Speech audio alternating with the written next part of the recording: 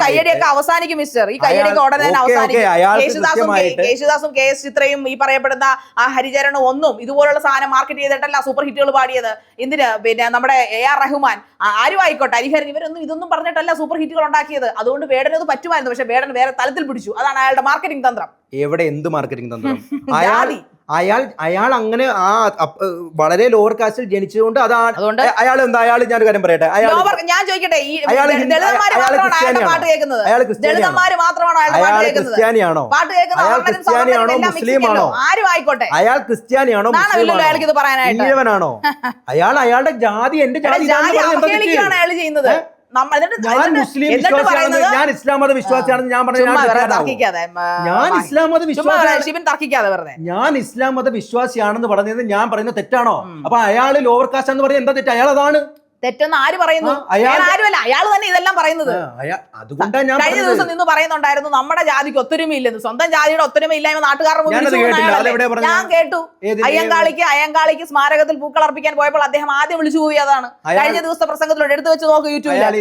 Israel വിഷയത്തിലൊക്കെ എടുക്കുന്ന നിലപാട് അതുപോലെ ഇന്റർനാഷണൽ ആദ്യം നാഷണൽ റെഡിയാക്കും, സ്വന്തം നാട് റെഡിയാക്കിയിട്ട് മതി ഇസ്രായേൽ. ഇതെല്ലാം എന്തുകൊണ്ടാണ് ഇങ്ങനെ ഒരു ചർച്ച വരുന്നത്? എന്തുകൊണ്ടാണ് അയാൾ ജാതി പറഞ്ഞ് പരിപാടി നടത്തുന്നത് നിർത്തണം. അത് മാത്രമേ എനിക്ക് പറയാനുള്ളൂ. ജാതി പറഞ്ഞു, അല്ലാത്ത അയാൾ മനോഹരമായി ഞാൻ ദളിതനാണ്, ഞാൻ ദളിതനാണ്. മൈക്കുച്ചാണ്ട് പാണം കത്തണം വന്ന പാട്ടിൽ മുഴുവൻ ജാതിയാണല്ലോ. അതാണ് യഥാർത്ഥ വേദന. ഈ കടലമ്മ കരഞ്ഞല്ലോ പറ്റിയത് താങ്കൾ വേദന കണ്ടില്ലേ? താങ്കൾക്കൊക്കെ ജലസാണ്. ഒരു ലോവർ കാസ്റ്റിൽ കിടക്കുന്ന ഒരു വ്യക്തി അയാളുടെ സ്വന്തം പ്രയത്നം കൊണ്ടും കഴിവ് കൊണ്ടും വളർന്നു വരുന്നത്. സംസാരിക്കാൻ അറിയാത്ത ഒരുത്തന്റെ മുമ്പിൽ എനിക്ക് സംസാരിക്കാൻ താല്പര്യമില്ല. ഈ താങ്കൾക്ക് ഉത്തരം മുട്ടുമ്പോൾ കൊഞ്ഞം കാണിച്ചിട്ട്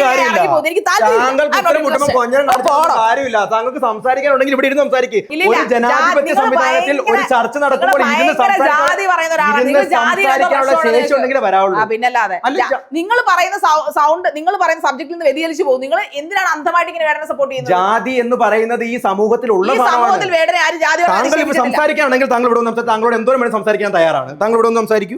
താങ്കൾക്ക് അവസാനിപ്പിക്കാതിരിക്കും നല്ലത്. അല്ല, ഈ സബ്ജക്ട്